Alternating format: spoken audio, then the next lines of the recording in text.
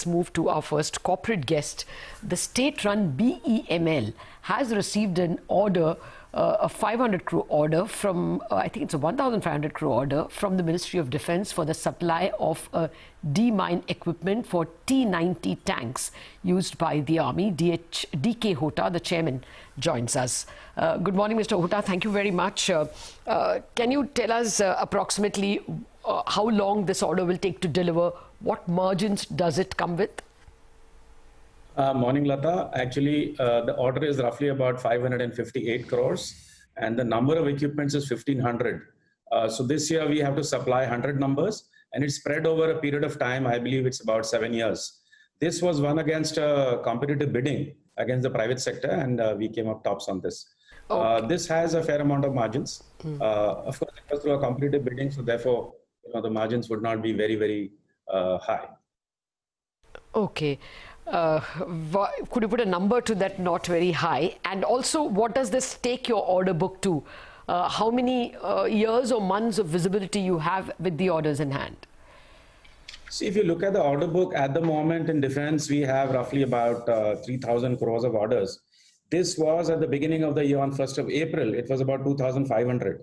Since then, we have added about 654 crores of order and another 700 plus 500, 1,200 is expected soon. With that, it should go up to 4,300 just for the defense vertical. And by the year end, it should be about 5,000. We are pretty bullish because at the moment, given the situation, Army very often comes to us and says, can you supply this? Can you supply that? Certain things that we had supplied in the past. So we are obviously, going to support them fully, even though our formal order doesn't come. The moment they tell us we want something, we work on it. So I'm pretty bullish on the defense order book at the moment for this year. Okay, bullish on the defense order book. What about the other sectors, construction, etc.? And are you facing any problems with respect to payments? Because that seems to be the big concern, that payments are getting delayed and that is stretching the working capital. Actually, payment was a problem last year, but thanks to the intervention of the Honorable Raksha Mantri, we had taken up and our secretary, we had discussed. At the moment, I would say our payments are absolutely on the dot. There is no issue with the payment. As far as the other two verticals are concerned, mining is a vertical where the orders come during the year and we execute it. But nonetheless, at the moment, the mining, we have orders to the tune of almost 1,600 crores. And we are expecting some more orders. And this towards the end of the year should be roughly about 2,600 crores. This is with respect to mining. As far as rail and metro is concerned, at the moment, we have orders to the tune of 5,500 crores. We are expecting another 900 crores soon. But by the year end, it should be at least another 2,300 crores of orders. Because a lot of orders are on the pipeline, the Mumbai line 2. There are some other metros coming up. The Indian Railways is also looking at certain opportunities. The privatization of the rail routes is also something we are looking at. We are planning to be part of the consortium, but nonetheless, our position is that we would like to supply the rolling stock to whoever wins the bid. Because, we are people who make rolling stock. We do not want to diversify too much into managing of the rails. So net, I would say at the moment, the order book, which is about 10,000 crores, should be after execution of orders to the tune of 3,000 to 4,000 for the year, it should be another 16,000 end of the year. So that's a pretty healthy thing across all the three verticals. Okay.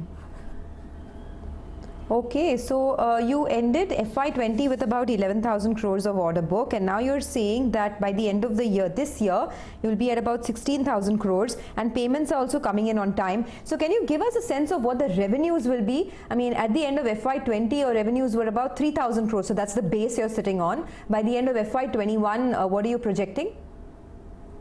See, last year, towards the end, thanks to the COVID situation, we lost about 500 to 700 crores of revenue top line. But our profit after tax did go up. This year, we expect to touch around, 4,000 crores. That's a number that we are looking at. Okay. Mr. Hota, what happened to the divestment?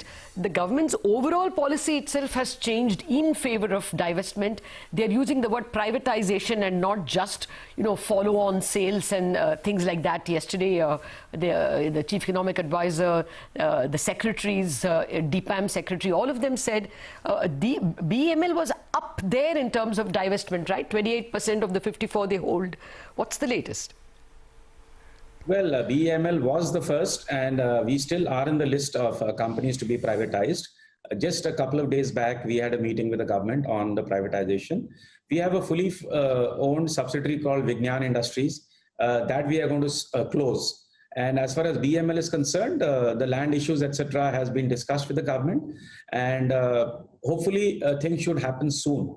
But just to share with you, we had a meeting with the government last week. Okay, but this was one instance where it was going to be to strategic investors. That plan remains? It won't be piecemeal share on the stock exchange, which really doesn't bring in any strong guy in. It will be strategic, won't it? Yeah, I mean, the plan of the government is to sell. See, government holds about 54%. They want to offload 26% to a private strategic partner who will manage all the three verticals. There were discussions in the past about whether they should demerge it and make it three separate verticals. But there is a lot of synergy between our defense and mining anyway. Manufacturing facilities are common. It is the rail and metro which is a little different. Now, whoever buys it or becomes a strategic partner, later they can take a call as to how to manage it. For example, our metro manufacturing is in the heart of Mumbai, in the heart of Bengaluru. Bengaluru land costs are very high. So in the future, I think, we should be moving towards Kolar Goldfield, where we have a lot of land, or towards Mysuru. We are also looking at increasing our footprint. Somewhere in north, we are looking at setting up some manufacturing. Even now, even though we are on the disinvestment program. Okay, I just had one final question. You were talking about the construction and mining segment orders. Are you having to sacrifice on margins in some of these fresh orders? Are people renewing their contracts lower just because of how challenging the situation is? Not really, because see, most of our mining orders comes from Coal India. And anyway, that is through a reverse auction. And we have competitors like Komatsu, Caterpillar, etc., the world-class guys. We hold an edge over them because we are able to service the equipment. Our people are there at the pit heads. So that is where BEML scores over them. Margins are, because see, 87% of all the business that we do is open competition. I am really not a typical public sector in that sense. So because the orders are coming through competitive bids, the margins have to be, a little stretched. Oh, yes, sir. So there are also efficient public sector. We recognize that as well. But can you give us some end date for that divestment? This fiscal, isn't it? Lata, disinvestment is being done by DPAM.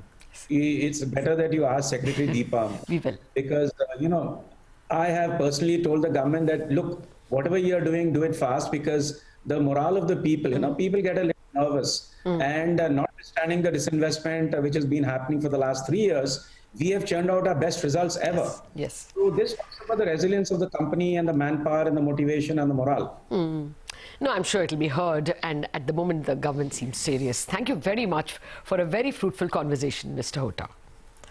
Most welcome. Thank you.